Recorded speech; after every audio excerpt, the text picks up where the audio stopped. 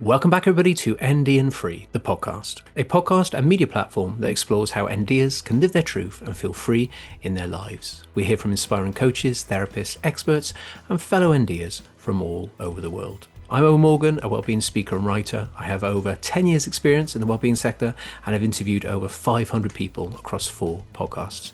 I received my ADHD diagnosis at 41 and it changed my life.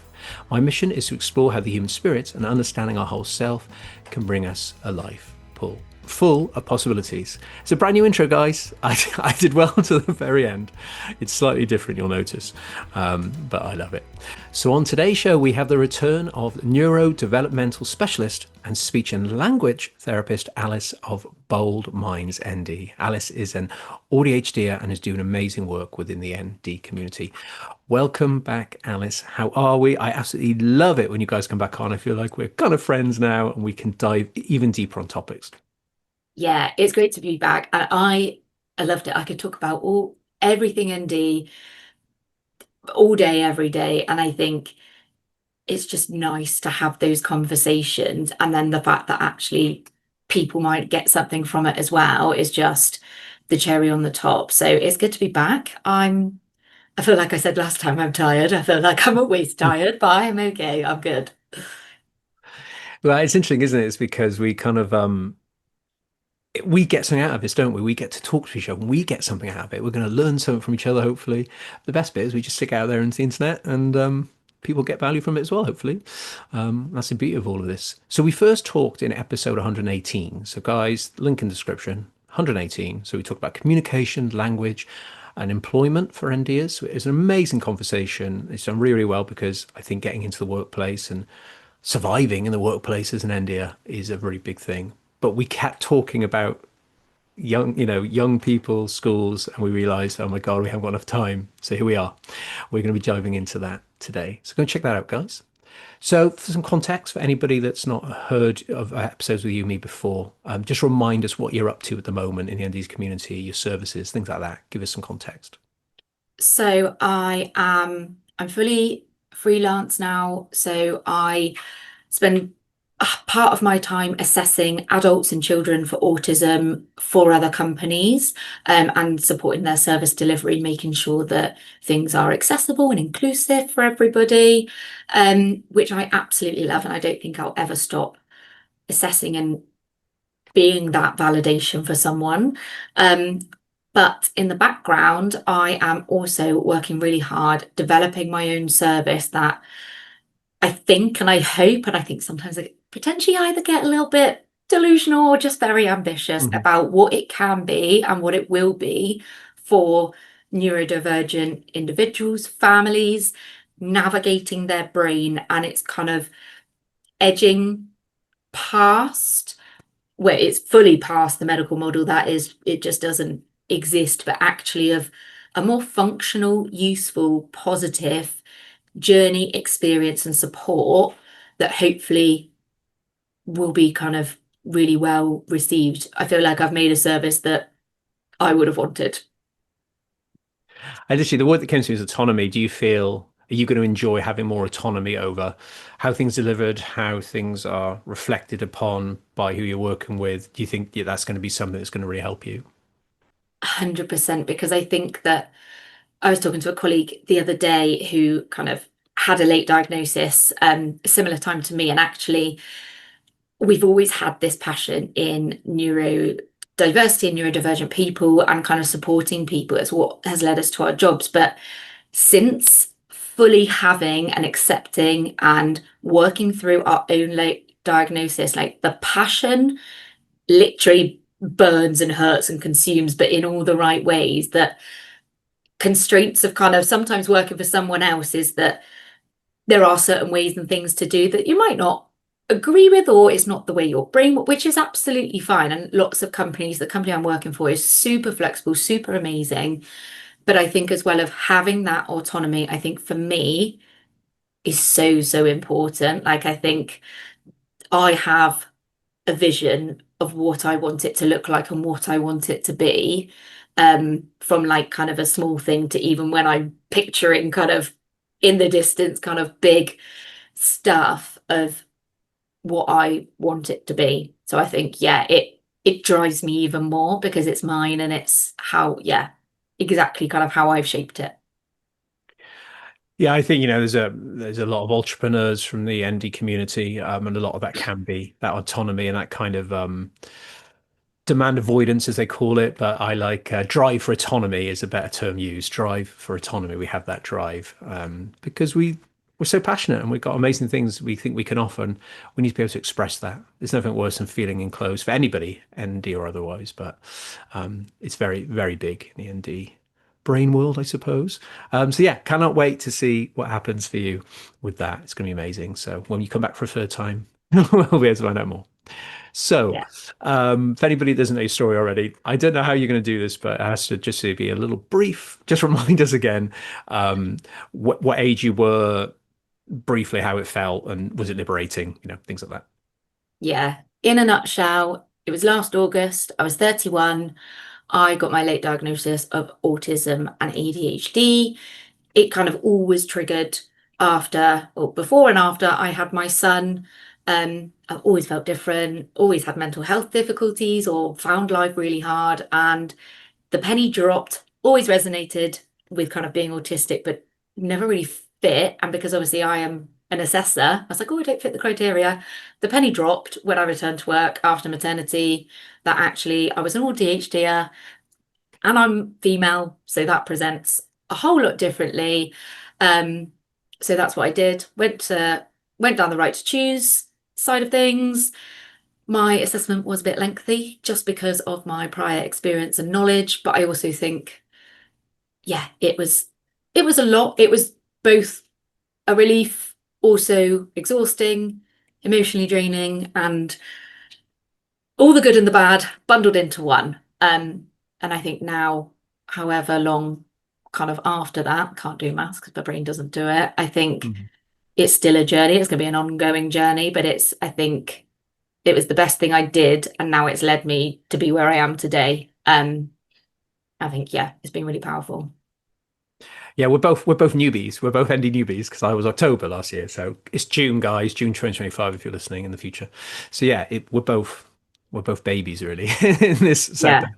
But I think that's probably a good thing because we're so fresh, aren't we? Learning about ourselves and the community and the work that you're in must be so amazing now with the new lens and that you can see Hmm. through, which is incredible. But yeah, I encourage people to go back, episode 118, and you hear a lot more about that journey as well. So go check it out, guys. So today we are looking at the journey of children in school and the general world before we get into the late diagnosed as an adult. So before we talk a lot about late diagnosis, but I really, really want to see where we're at right now as far as the generation that's coming behind us, so to speak, see how far we've come and how much is more is needed. So that's what we're going to talk about today. So buckle in, guys. Let's do this. So we're similar-ish age. So let's just start there before we jump into that first question. Since we were kids, yeah. So when I was in school in the 90s, we had a little hut at the bottom of the field where they probably even call it neurodivergence at that point, but where this special education bit was. It's old rickety old hut. I mean, it's so cliche, but it's exactly what it was. And very few kids were there, and if they were, it would be the highest end, and eventually they would be then moved on to specialist schools. But inside the classroom, there was just, I guess, kids were just struggling, I'm guessing, and other kids would make fun of the neurodivergent kids if they were behaving in a certain way. Some people, if I remember, like the traditional boys that are, being disruptive, they were just cool. People were like, they're so cool, you know, just having a go at the teacher and being wild and making people laugh. But really, it's not funny, and it's actually quite sad that they weren't supported and able to get the best education they could. So anyway, that was me in the 90s. Can you remember much about when you were in school? Was it similar? Better? So I'd say similar. So I like I think again I was talking with friends that because my school system I had a primary, a middle, and then a secondary, and it was only really in middle or even in secondary that I was really aware that there was a room for special educational needs and it was a support centre or whatever it was called, but it was a separate bit where people went with extra struggles and I think that predominantly it was, or from at least from a child, it was often people with physical disabilities or kind of considerable learning difficulties.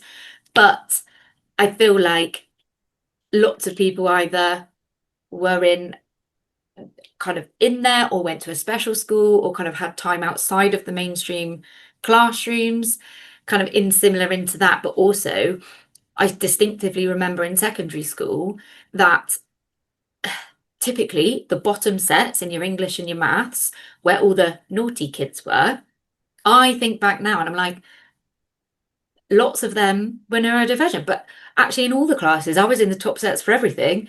And I can guarantee that loads of the kids in my class were neurodivergent. And actually, that I don't think secondary, even into sixth form, I knew anyone with, or kind of it was spoken about that they had a diagnosis, or if it was, it wasn't talked about or kind of segregated. You could kind of guess people that were a little bit different, but then also, well, I always thought I was quite neurotypical, but actually I was like, well, there's people in all sorts of areas that are camouflaging and masking that you just don't know about. So I think it was similar in the fact that it wasn't really there, but it was there and it wasn't talked about between adults or children.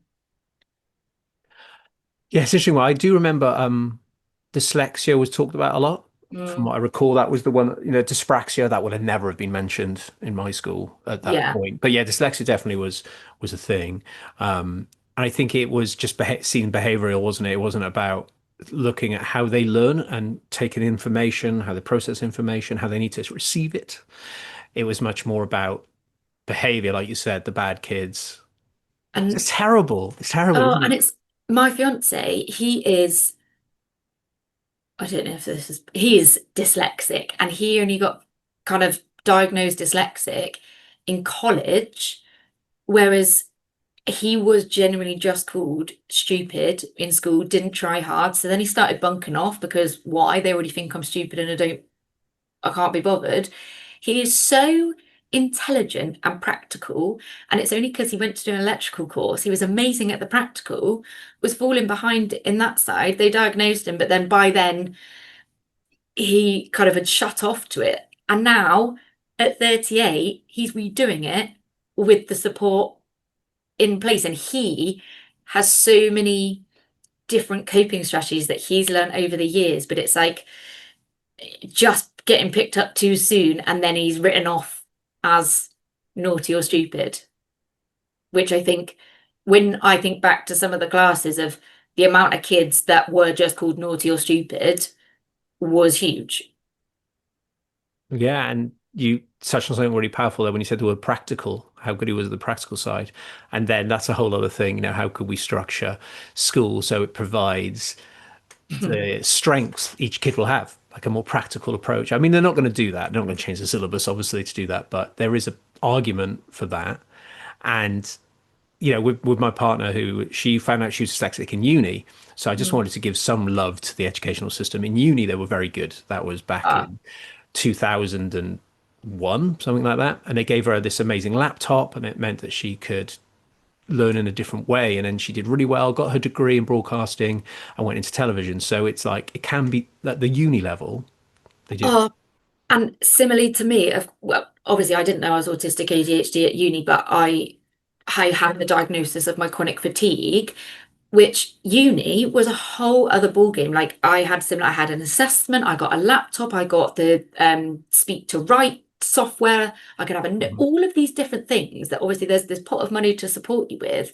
It's like, oh my gosh, that's great, that's amazing. And I think that it's it's just not there. And I think kind of younger, it's like, oh, but could it be this? Could it be that? Or they're still and there are all these questions with children, but it's like, but and this is my thing of I think diagnoses are important and they have their place. I needed one, but I think actually I think I only needed one because of kind of society and that I needed to put myself a label to that. But actually, it doesn't matter, and it should be what are these kids struggling with? How do they need, or what support do they need to get to be the best version of themselves, regardless of that? And I think, well, we'll go on to speak about that in the next questions, I'm sure, but kind of, I think now there is this massive thing on schools waiting on a diagnosis, whereas a diagnosis from the day before to the day after doesn't change anything.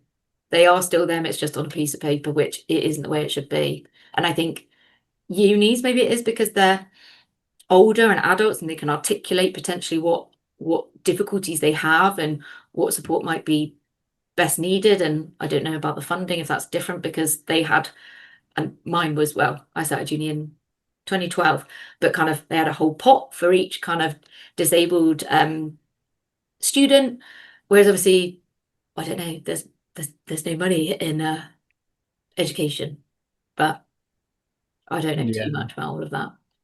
Yeah, I think obviously at university level, because of the money structure and how it's all funded and how important it probably is for, especially with the government funding, that to have high rates of graduation and things like that. I mean, it's a whole other thing, isn't it? It's has to actually, they'll see it as more impacting on society. So it's important. Whereas when you're a kid, I guess they'll probably find their way, they'll figure it out.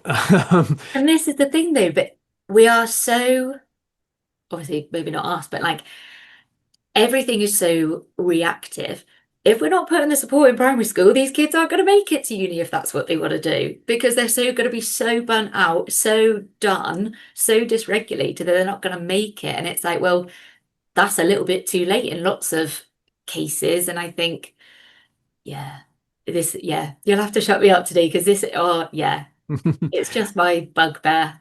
Yeah. Let's be more proactive and supportive to actually develop and grow and nurture amazing brains to do amazing things, whether you're neurodivergent or neurotypical or whatever you are or want to be.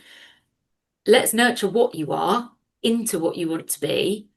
And lots of the things, like there's things that it's not, some of it's not groundbreaking, lots of it is free, nothing is, there are things that cost and things like that, but there are so many things that are just like simple that could be done.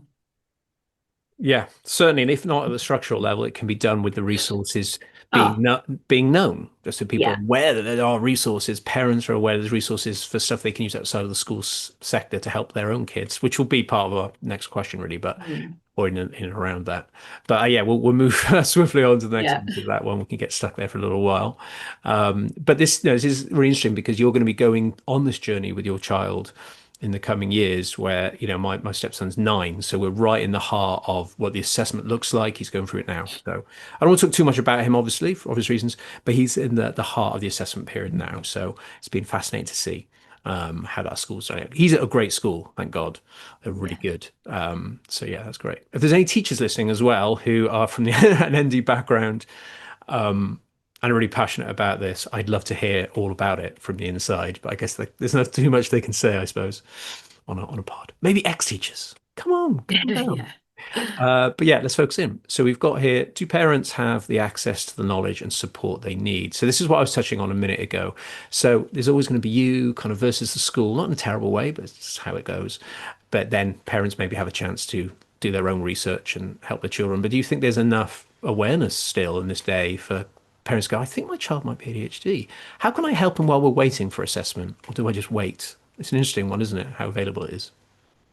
So yes and no. There is more information, support, and everything like that since, say, we were kind of kids in school, and the fact that the awareness that people are autistic and ADHD is there. And I think it well, it depends on so many things. I think postcode lottery, where you are in the UK or the world, of kind of how your kind of access to NHS, local authority things, and what kind of projects that they might do and kind of support around that.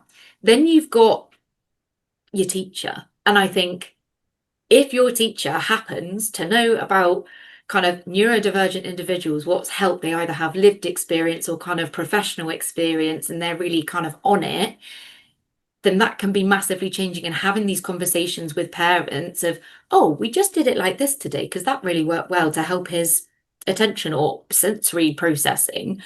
Whereas if you have a teacher that kind of by no fault of their own just doesn't have any lived experience or kind of even kind of professional to a certain limit of that understanding, then it could feel like you're hitting against a brick wall. And I think lots of it does depend on that parent's ability to be able to research, to look forward, to advocate.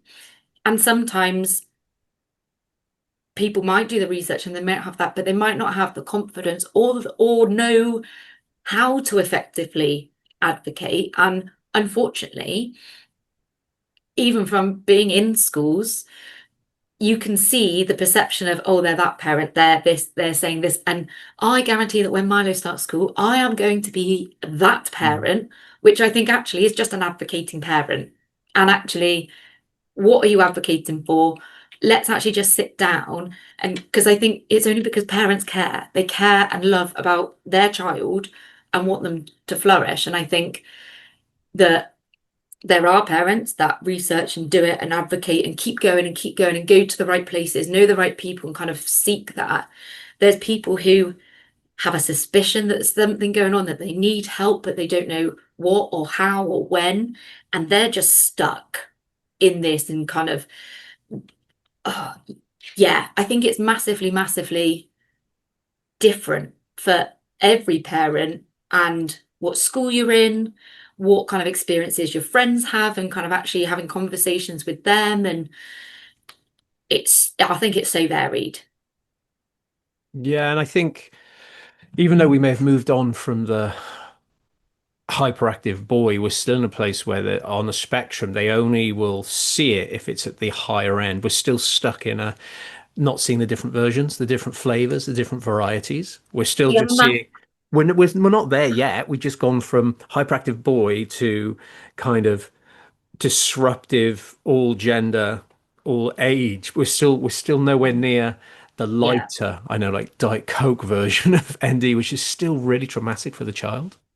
And it's like kind of at the minute where I work, we're doing right to choose. So obviously the parents have advocated and got the right to choose, taken that self through it, and kind of by the time they get to us are pretty kind of clued up on kind of what's going on for their child, in the fact that parents are always the expert in their children, but actually they potentially have the language to kind of articulate what's going on. They might not kind of know why or how, but they can explain kind of what they might be having difficulties with.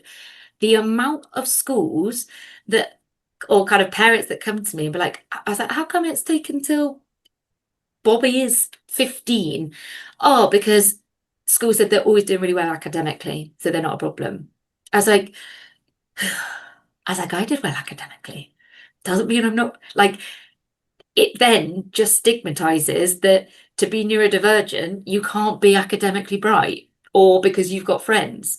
Like you said, if that's stereotypical, I think that the awareness that different people, different races, different kind of all those differences that we know are there, I think people know it, but then applying it and actually accepting that is a whole different ball game.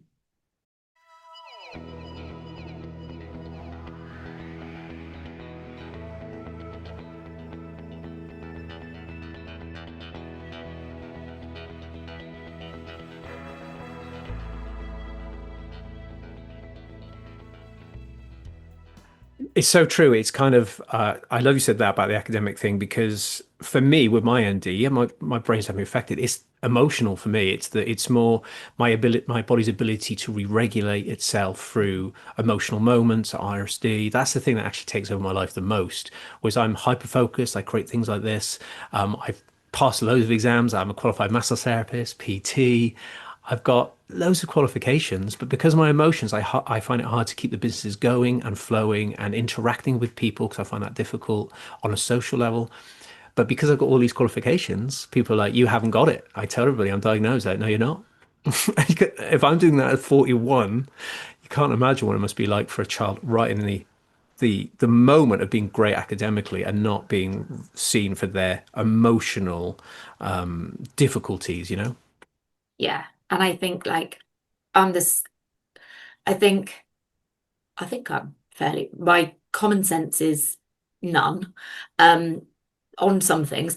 But in school, to get my good grades, I had, luckily, I'm grateful that kind of parents, my mum had paid for extra tuition, but the amount of time and energy and capacity that it took to be able to do that because I needed to get things right, I needed to do this, that perfectionist trait, I guess. And like it's the same emotionally. I crumble at anything and everything, and actually to then regulate and to be back in a certain place, it's exhausting. So I am, or I have been academic, like I've got degrees, I'm doing what I'm doing, but the journey to get there was hard, really, really hard. Um, and I think, yeah, I think it's just so small and narrow-minded that people still have that view of, and I see it all too often that if you've got your typical kind of masking or quiet or kind of not disruptive, oh, but they're okay. It's like, well, look a bit further underneath the surface, and just because they're not physically disruptive doesn't mean they're not neurodivergent. And again, because it again just puts it back to neurodivergent must mean you're naughty or disruptive, which so I think that the awareness is there, but in practice it's not. And I think this is often what parents are fighting against is the fact that they live it, they see it, they can see all these things building up within their children that they're finding it hard to navigate. And oh, well, they're fine in school. That's because they're conforming and it's structured and XYZ and it's familiar. The amount then of kids we get that go to secondary school and severe, significant mental health difficulties, school kind of avoidance, all of that stuff because they seemed okay. And like, yeah, it's the practice isn't there. But then you'll come across a school that is so on it, so amazing that they're meeting their needs regardless. And then you have schools that until they get that report that says they are autistic or ADHD, won't put in the support. And it is just mind blowing to me. Yeah, thank you. And it's kind of the boom and bust, isn't it? I'm a hyper-focused kind of studier, so I'll leave it to the last minute, traditional things we hear, but I'm incredible at hyperfocus. I'd be putting in amazing papers and essays and things like that. The point is that that's all well and good. And so, well, you do it, so what's the problem? It's like, no, but what that's doing is creating a boom and bust burnout thing. And as I get older and get through secondary school into sixth form, the boom and bust is going to get worse and worse because I'm having to hyperfocus to do it, which can be useful and can be work against me. But because I'm getting it done and I'm doing well, it should be fine. But that process is actually going to make me very sick when I'm an adult if I don't get it early and try and find ways to get support to pace out my focus over time. Maybe I need medication to help with that. And that means that I'm not going to end up having all these issues with burnout and CFS and everything else that happens to so many NDers. And that's another example, isn't it? I've achieved it using a skill which is actually going to affect me later. And like that's when I got my chronic fatigue syndrome diagnosis in A levels. Like it was exact like I had glandular fever, which I just never recovered from. But because everything, you'd have January and summer exams where it'd be intense and then it would go. And I feel like my whole life has been, you have periods of that, and it's not healthy in any form, but it's what you've always known. So you've always done it. Whereas actually, if we're stripping apart, okay, they're doing all right, but how are they doing all right? What are they putting in at home? What are they doing XYZ to figure out is there a healthier and better way for their brains to function so that they are okay? It's so true. It's so interesting. And I totally appreciate that there's not enough funding, there's not enough staff. Yeah. So obviously we're putting all that in there. We're not actually blaming anybody. It's just the way it works. It's the structure, and we're so early. I know it's 2025. We've come a long way since the 2001 rickety hut at the bottom of the field, but we still got a long way to go. And I think how we can better, this is the next question, communicating the neurodivergent experience and the science within schools, parents, and the wider community. So it's just like raising awareness, I guess, kind of what we're doing here is just so we can better understand this because not talking too much about my stepson's situation, we were filling out the forms. I was looking at the questions. I was just like, one of them, I was like, Are you kidding? So it's like, is their behavior causing absolute chaos in the home? It was in and around that. It was like, is this devastating to the family unit? So that's a bit extreme. Let's just dial it down a second. Are they struggling at are they struggling at home? With emotions or this or that. Not, is their behavior devastating? We have still got a long way to go. These questionnaires are not right. We need to update that. And you know what, kind of in my, and that kind of, it ties across into my professional element of kind of the reports for this company that I'm working for. I've kind of made them neuroaffirming, and often it's like, what are your current concerns? And I've changed that even to just what's the presentation, what's going on? Because if us as professionals are using the words concern, chaos, or kind of stuff like that, then that's what parents take away. Whereas I never, ever, ever deny how hard life is. I know how hard life is. But actually, if we shape and change the language that we use kind of as professionals or experts in a field, and that slowly filters down, then that's going to change. Because the amount of kids that I've had, like, I'm so weird, or I'm so embarrassed about this little game I play, that I've had to then tell like these 11-year-olds, like, I used to be really embarrassed of this little, I have a screw game, and it literally, I press these different color screws, and it's so regulating. And like, I used to be really embarrassed of it. I'm not now, because I use it to regulate myself. And this little 11-year-old was really embarrassed of a little game that she thinks isn't kind of, it's a bit too young for her years, but she gets some kind of regulation from it. And I was like, I used to be the same, but don't be embarrassed. You like what you like. And I think that we, and teachers as well, and it's that putting it into practice, but making it, it's normal, it's human. Like, and have, I feel like I'm going off on a tangent, but I personally, I need to edit it slightly, but I've written a child's book for Milo. It's about an AuDHD called Alice. I've written a book about myself, but it's Hmm. a kid's book because, and there are more and more kind of neuroaffirming, neurodivergent books, but I still don't think they are the mainstream. You can read about the Gruffalo, you can read about people going to the shop or finding a duck in a book, whereas it's not the norm to have a kid that, I don't know, likes to line up their like, mine is literally about like how I used to line up little coins, and it used to be so therapeutic, and the different sides of that. And I think it's just still not that mainstream, that I think it's either parents or schools or teachers that go out their way to kind of buy that and put it in, whereas it's just not the norm. And why shouldn't it be? You're picking up a book about Peppa Pig. Could a character in Peppa Pig, like, there are elements, but it's just not fully mainstream. And I think that is really important. And I think, like you said about that, the science and everything of it, of kind of talking about what people are. And I think people are good at talking about our brains work differently, which is true, and that's right. And that's a good level for kids. But actually, you have different people that come into assemblies. And I don't know, I remember my mum's a hygienist. She came into our primary school, talked about toothbrushing. You might have a firefighter. What about an autistic person coming in? And it's been like, oh, when I was your age, I loved playing with Playmobil, but I didn't play with it. I just liked to set the scenes up, and I was really happy with that. And talking about these things that then kids are like, ah, I like that too. That's okay. Because my older brother says, oh, you all you do is do that, and then you don't actually play with it. So what? We all have these different things. And I think a while ago, my social media content is a bit inconsistent, but I think a couple of times I've articulated what it feels like, and potentially then what children feel like, because they can't always articulate that, to have that. And then people like teaching assistants, teachers, and parents like, oh, I get that now.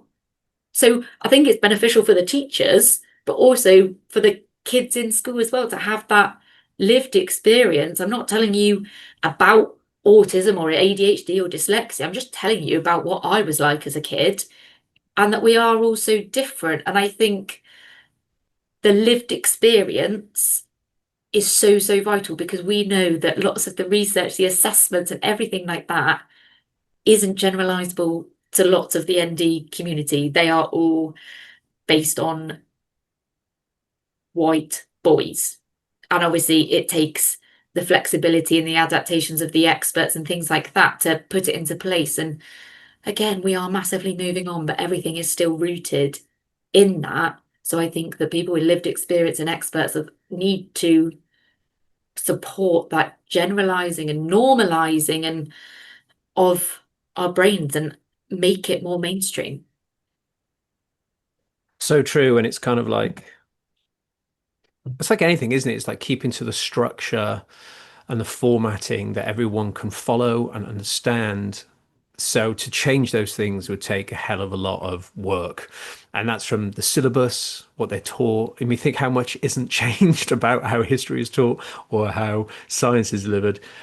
I get it. They're not going to change that. It's going to have to be a UK-wide massive shift change. It will cost so much money to get it all rewritten, get all the teachers really trained on that version of the syllabus. So I totally get it. And it's the same with the ND stuff. It's like, here's a list of what it looks like. Do they have that list? But there's no nuance. There's no lived experience, as you said. And there's nothing more powerful than saying, oh, apparently with ND, it's hard to focus. And the child goes, well, I'm not sure. Do I struggle with focus? But if someone said to them, this is what focusing feels like to me. It hurts my brain, gives me brain fog, makes me feel dizzy or whatever. And the child goes, oh my God, that happens to me. You need someone to say, this is what it actually appears like on a very personal level, you know? And because I think that's the same for adults. The penny only dropped with my ADHD element of my AuDHD because I listened to lived experiences on TikTok, because the research and everything else just doesn't fully explain. And you couldn't get diagnosed with both till like 2013, and adults couldn't get diagnosed as ADHD till a bit before that. And I think that the lived experience is so, so valid. And I think that needs to be integrated with anything that happens with ND, because it's about us, but you're nothing without us of that kind of experience and knowledge. And having heard it from someone as an adult, I needed that, let alone as a child who is potentially feeling different or knows they're struggling, and then going home to the parent like, oh, this person came in and said this, and that's what happens to me in maths. And they said that they're ADHD or whatever. And it's like, oh, okay, well, we'll see if it's just that or if there's other bits as well. Let's have a conversation about it. And I think schools, because it's so well known and talked about, kind of neurodivergent kind of neurotypes, is the fact that, oh, everybody thinks they're whatever. I said, well, the stats are that still kind of ADHD is still very much underdiagnosed. And I think that if a parent is coming to you, yes, it might not be neurodivergence. It might be. Regardless, there's a need there and they need to meet it. And it's like, I did a feedback session yesterday to the most wonderful family, and his temperature regulation is really difficult and they're really strict on blazers and things like that, which I experienced in school as well. And it's like, well, what is the purpose? And I think if you're a teacher we're not going to change the education system right now. And if we could, it'd be amazing. It's not going to happen. But I think if you are in those positions, or kind of head teachers, the ones that can or make the decisions, what do we want? We want them to be happy, healthy, engage in learning, be the best that they can be.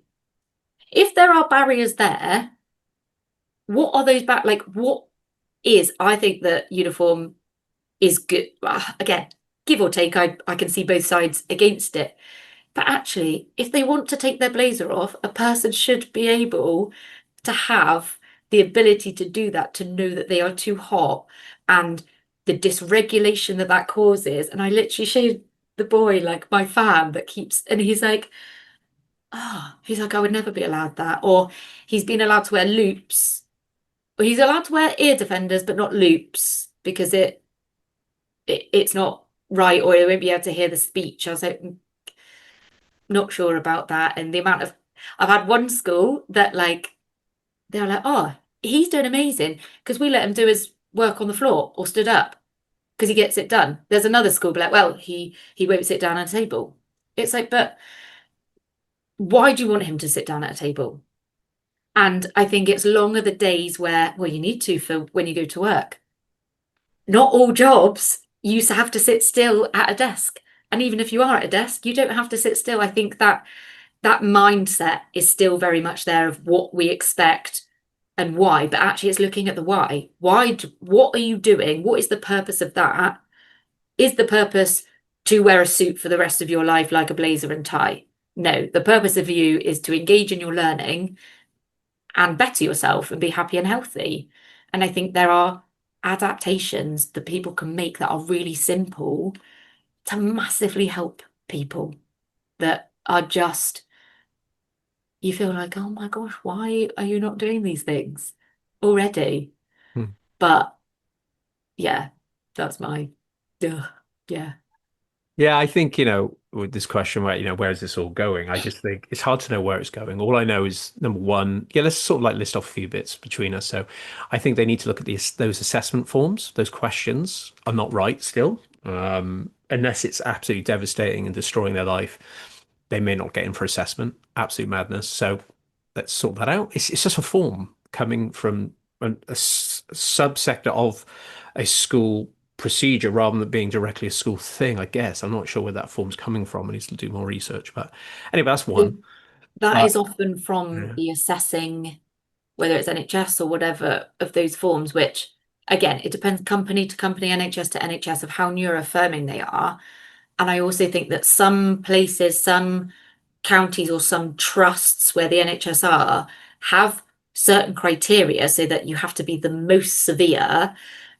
But obviously, the most severe looks different to every single person. And I think, yeah, and obviously, like with ADHD and autism in the criteria, it has to be impacting on your life to be able to get a diagnosis. But often there is an impact, but often if it's not academic or attainment in school and things like that, or attendance, it's not seen. But again, we can't change that. But I think the wording could just be kinder and nicer.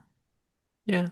Just, yeah, nicer and more nuanced. I think nuance is a big thing here. And just some other Mm. examples. Through a friend of mine, I heard this very interesting story about how the child wasn't eating much of their lunch. So it's going on and on and on. It's like, why are you not eating it? Please just eat it. Should we give you different foods? Went on and on, not eating it, worried. And it turns out, because of their ND, is that being in a school hall with all that noise, with all the interaction, it's such a sensory overload that the child couldn't eat because it was a sensory too far, all the textures in their mouth. So they just have a few nibbles and they couldn't take it anymore, the sensory. And that's not their fault. They're not eating because of a sensory overload, but there's otherwise it's just me seeing it's behavioral. You just want to hang out with your mates, you just want to go out and play football rather than eat your lunch. And that's so invalidating to the child having to hear that coming into their ears when really it was sensory. And when they discovered that, you think, can the school, I know, have a quieter room that kids can go and eat? Maybe they can take one friend with them or something so it doesn't feel like an isolation thing. Or is that possible? Is that a nuance the thing that school could do?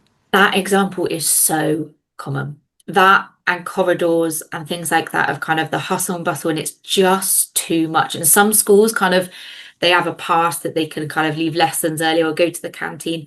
Lots of schools kind of have quieter places, but often it's only if you're on the SEN register or if you've got a diagnosis. And it's actually, could you structure your things so it's smaller or kind of more spread out? And yeah, I think that that one is really, really common.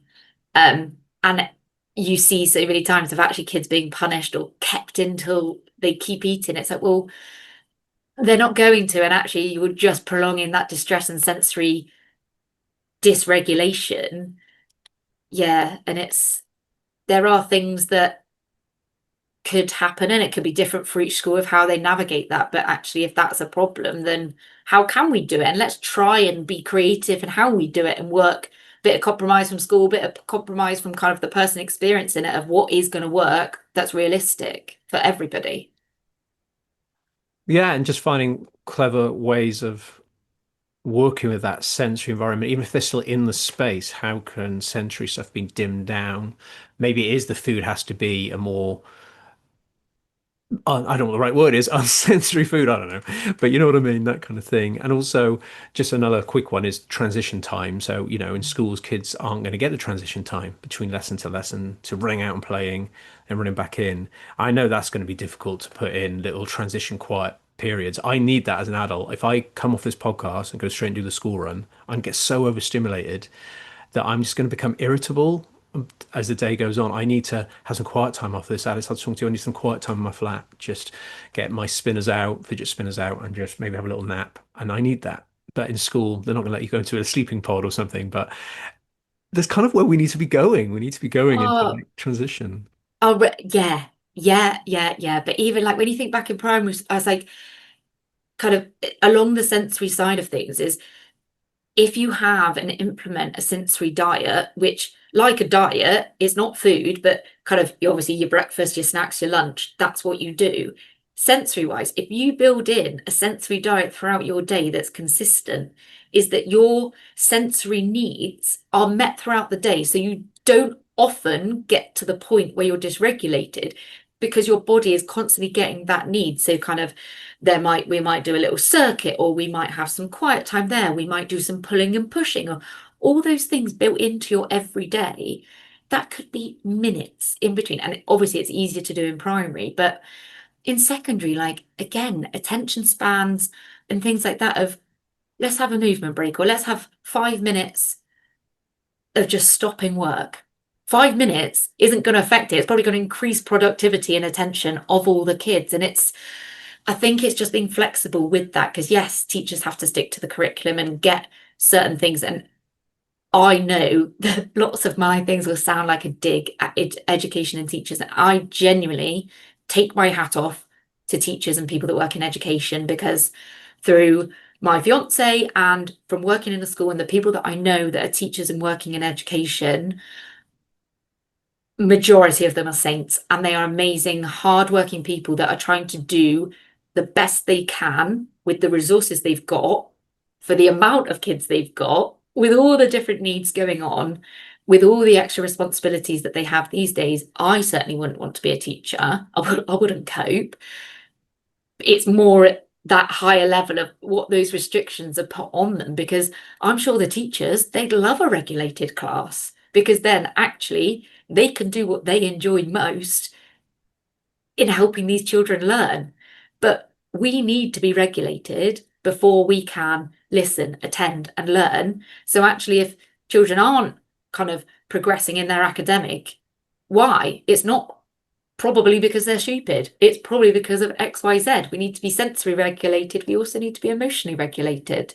And if there isn't time and space for that, it's not going to happen. And again, it's just the building blocks of, well, that's what adult life's going to look like and feel like. And it does, doesn't it? Until I feel like there's a massive shift. And I think we have come a long, long way. Like, it just wasn't a thing when I was younger. And I look back at videos, I was like, oh my God, I'm so autistic and ADHD, but it just wasn't there. So we are coming a long way. I think people like you or me or people with that interest or lived experience is like, I want to fast forward it like 50 years and see what that's going to be like. And I want to know that Milo develops and grows up into a world that is putting things into practice. And I think that's why I went and wrote this book. I need to do it and I'm going to read it to him and Mhm. not just to say, oh, hello, I'm autistic ADHD, I'm still mummy, but just as it's just a norm. We're going to read about a book. We might read a book about someone that's dyslexic or whatever they are. Yeah, yeah, sorry. No, it's probably the most intense podcast in the best possible way because we really, really, we really we just want to help. If I could help fix any of this, I would. Yeah, But like I said, yeah, just honoring there's no way in a million years I could be a teacher. It's yeah. incredible what they do. Couldn't do it. Amazing. It's so impressive. So it's that, and I feel for them. And it's the same as the NHS. I just feel for them because they're not being allowed to even if they really wanted to, they wouldn't be Yeah, allowed. Devastating. no. So it's like having said all that, just to wind it back, the school that my stepson's in, brilliant, doing amazing work. There's so much in place for the kids. There's stuff like those that are going in for assessment or are already neurodivergent diagnosed. They have like this special like forest school thing. They pop out of school. Like there's a certain group of them that go and do that. Amazing. Oh, And my stepson loves going to do that. They bring in like kids from older children from other schools to come and be mentors to the children, but ah, especially with neurodivergent ones, they pair up in the right way. That's amazing. Kids can leave early, like 5 minutes earlier before the big kick out. I see mm. that happening with some parents as well. Take them out early, doing amazing stuff. So I'm so excited. From 25 years ago, when I was Ah, 30 years ago, it's like Jesus, yeah. amazing. And all we're saying today is it's like it's just it's nuance at this point. It's like And tweaks. I think that's the thing. I think because of our passion and kind of my sense of justice, and I hone in on the things that aren't there that I would love to be there for everybody. But I think there are so many things in kind of, well, I was in school however many years, 25-ish years.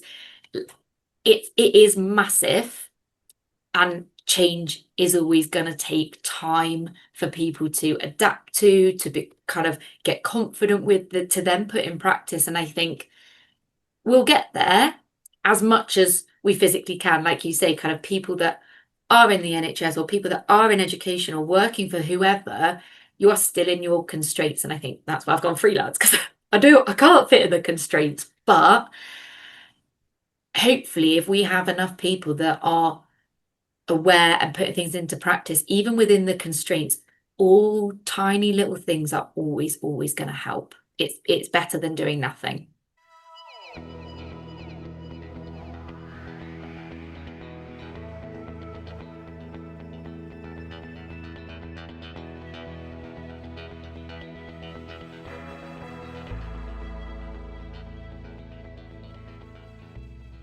Certainly is, and it's kind of like the resourcing as well. It's like there's so much any of us could achieve in our life with a little bit of the right resource. And you work hard and you put all in and have hope, but resources are quite important, whether it's environmental, whether it's financial, whether it's structural. Without the resources, you can't make change. So it's to the level you want to. So I think it's really important to honor that too. It's not as simple as just for all of us as Yeah, parents, especially, to be the best parent you can be, it does require some resources as well to be able to do that properly. Because love is yeah, amazing, but sometimes it's not enough to put everything in yeah. place. But that's it. Yeah, it's just finishing very nicely. So, what are your hopes then as we wrap up today's show? What are your hopes with your own work? What are you excited about? Tell me, like, what do you want to do? So I just can't wait to get everything in place, and it's going to be called Bold Understanding, and it's going to be a service package, and it can be applicable to all of kind of individuals that are self-diagnosed, that are wondering if they are neurodivergent, or even people that have a diagnosis but are still like, I've got a report and some recommendations that are pretty general. What is my life and what do I do?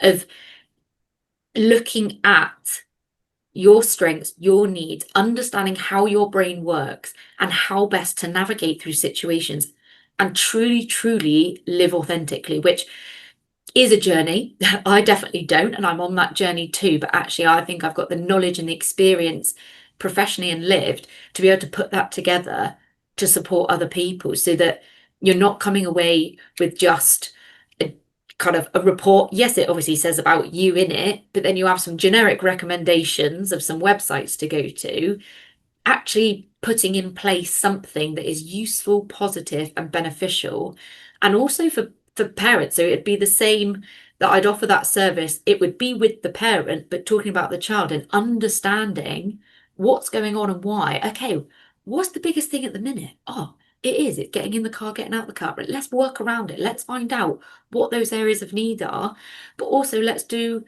the strengths as well. So I'm in the process now of just piloting translating an NHS diagnostic report, because the person who I kind of know locally, but she has TikTok, and she was like, oh, it's just a horrible read. They Mm. can't do this, they can't do that. It doesn't say all these amazing things. So I'm going to be offering a service to translate these reports into a report that reflects you or your child in the most positive way. But yet also, I never, ever, ever take away those challenges, and I will put them in, but also write the support of what they need. And I saw that in my own assessment process where my autistic report was so neuroaffirming and positive, my ADHD one not so much. I don't want to read a character assassination of myself, and I don't Mm. want anyone else to. I write my reports, but I want them to have a smile and be like, oh my God, that's so Jenny, or that's so them. And actually, we know exactly what we're going to do to start working with our brains. And that's what I want to do for people, individuals and parents with their children, to be able to start to do that. And yeah, I just Mhm. are buzzing because I can't wait to do it. And I think it's going to be emotional because I get so connected and deep and I just feel it for them. But I know that I've got some skills that I can help them get to a point that's going to be so much more positive and useful. Oh, I love that. I love all this neuroaffirming affirming stuff you're talking about all the way through the show today. I love that. It's just like, yeah, rewording it so it's digestible in a more joyous way rather than this just, oh my God, like what's life going to look like now then type vibes. And it's my passion. Like, in reports, oh, they didn't make eye contact. Rather, actually, Billy preferred to look away because making direct eye contact was uncomfortable. He made it a couple of times and he only sustained it, and that's fine. And I talk about preferences and kind of difficulties being able to do things, not that they can't do it. They probably can make eye contact, but it's extremely uncomfortable or whatever that is. And it's taken away from what they can't do. And let's say what they can do and what their communication profile is. And let's work with that because there's nothing wrong with it. Definitely, it's that how we approach every moment in our life. We do if we can do it in a way that best serves our skills and our and the way we can thrive and flourish, then we're much more likely to achieve things we want to achieve. So that's in there as well. Yeah. I just think, we need to avoid being either end of the reflective spectrum. So you're either a superhero with superpowers, or you're a broken being that's going to end up in prison because you're ending. Yeah. And it's just not linear, It's is it? not. There is like every autistic person, every ADHD, every whatever whatever neurotypical person, we are all so different and have all of our different pockets of amazingness and battles, and that's what makes us us. Yeah. Yeah. I think me and my partner were trying to remember, if we want to get rid of all the wording, just think of it as it's a issue with regulation. Keep it simple. It's one sentence. So much of ND is about regulation. We have to regulate our thoughts and our emotions and our responses, our impulsivities and our obsessions, our hyperfocus, but also regulating our excitement and our passion so we don't completely forget to do anything else. But those passions, Yeah, like guilty. without those things, without the positive versions of the impulsivity, I wouldn't have a podcast because I wouldn't just be just gagging to get more people on because I love it so much and it brings my life joy. But as long as I regulate it and I'm sensible, I can thrive. But otherwise, it will kill me, it will burn me out, and I'll quit. And that's the point. It's a regulation issue as what ND is really. And if we can just remember that, is that give yourself the tools and the environment and the transition time and the resources. You need to figure out what those are, and your job. It's your job, really, unfortunately, as a being to witness yourself and know what you need. And it's your job as a parent to help the child figure that out too, not tell the child, here's a fiddle toy. This is the best fiddle toy. Fiddle that. It's like, no, here's 10 fiddle toys. Which one do you like?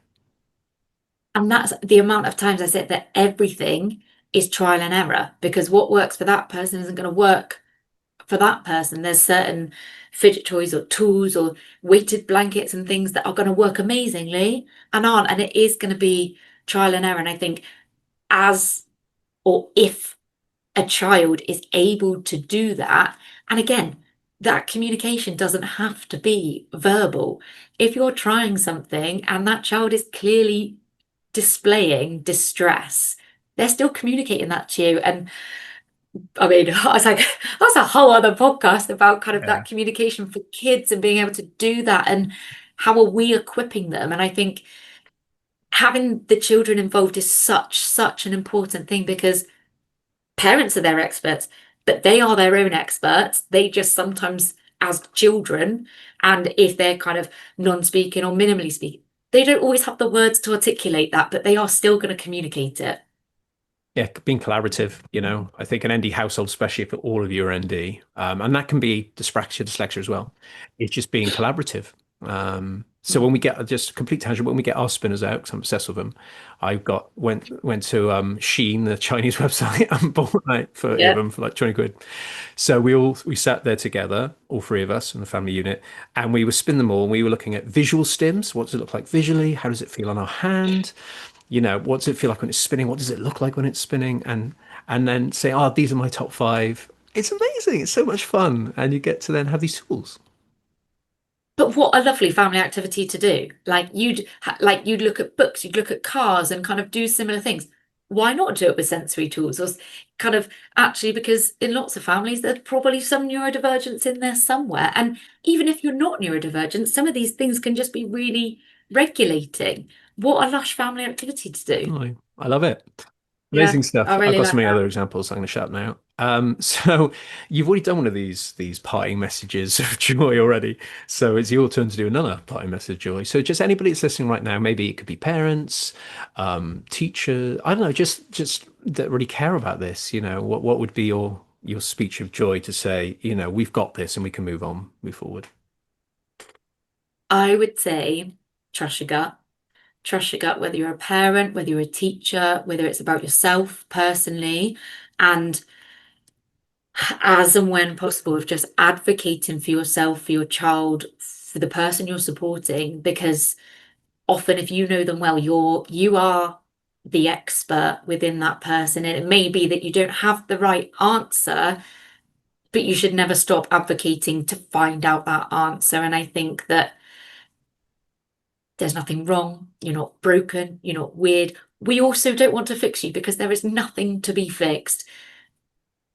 It's about living in the best way for your brain and for you to feel as calm, content, and regulated as possible. So I think never, ever, ever stop advocating and pushing where you need to push. I love that sense of working with your experience. 100%. And I think there are lots of barriers that make it difficult, but actually of seeking out help, support, information, wherever, however you can to support you in that. Definitely. Let's get out there and explore. We're both newbies, as we said, diagnosed in October, and I've been sponging ever since. Podcasts, books, Yeah. interviewing people, talking to friends. It turns out they're ND too. I'm like, oh my God, this is Mhm. incredible. And then you feel so empowered and there's hope then because you're like, okay, I don't have to work on all of my presentations, just the ones that are having the biggest impact and do it with love and compassion. And then maybe I've got a chance of doing something that I've always wanted to do that I haven't been able to before. Yeah. But yeah. Oh, amazing. What a lovely finish. Amazing. So where can we find you? Where are we going to go? So currently a work in progress. Instagram and TikTok definitely at Bold Minds ND. My Facebook is being very awkward in delaying changing over from my previous independent communicators. Hmm. And my website is currently under construction. I will send it over to you so you can put it in a link or something. But Bold Minds ND, and keep your eyes peeled because I imagine in the next couple of months that I will be launching Bold Understanding and kind of some of the add-ons and things like that that could be useful for someone or someone you know or yourself. Hmm. Amazing. So what we'll do is we'll update the links in the description as time goes on. So if you listen to this, guys, a year from now, the updates are probably going to be very different and everything you could ever find will be. So yeah, between us, we're trying to remember to update that. But yeah, thank you so much for coming back on. Like I said, it's an absolute joy to bring what feels like just friends in the community now that, enjoy this space. That makes me feel good and I want to come back. So I'm looking forward to having all of you back on 3 and 4 times. But I feel like we barely covered enough again today. But I mean, 40 minutes on the school structure and kids and all that. I think that's enough for now. Definitely, yeah. And thank you for having me back on. And I feel like, again, it's just a really lovely space to talk about our passions and what we enjoy. And it's instead of chewing the ear off of my family member that's heard it 10 times, it's nice to do it Mhm. in a different space. And if it can help one person, that's amazing too. So thanks so much, Alice. Thank you, everybody, for listening. I've got so many people booked in, and I have got someone incredible booked in, like one of my heroes from the space, huge following. She's incredible. I'm getting emotional about it. I'm going to cry because I'm so excited. She's coming in August, but I'm not going to tell you who she is yet. Incredible stuff. We'll see you next week, where we're bringing back me, myself, and Andy now. So I've got two amazing men coming on, sharing their story. One with a alcohol sober journey, and then another one who's AuDHD and is a single dad. Both amazing men. So tune in the next few weeks to hear those. Thank you, everybody, and we will see you next time. ND and Free is in partnership with Ankway Mushroom Gummies. Since my ADHD diagnosis in October 2024, I had been trying to find a supplement to help my struggle to focus, ease my brain fog, and help my overall energy. I'd been getting mixed results from multiple supplements until I came across Ankway's Mushroom Gummies. So I removed all other supplements and began to take 2 of the delicious tasting gummies each morning after eating. By the 4th week, I really started to notice I could focus for longer and my brain fog wasn't anywhere near as bad. It feels like I have a clearer mind. Naturally, they may not work for everybody, but I feel it's my mission to at least let you all know about these gummies.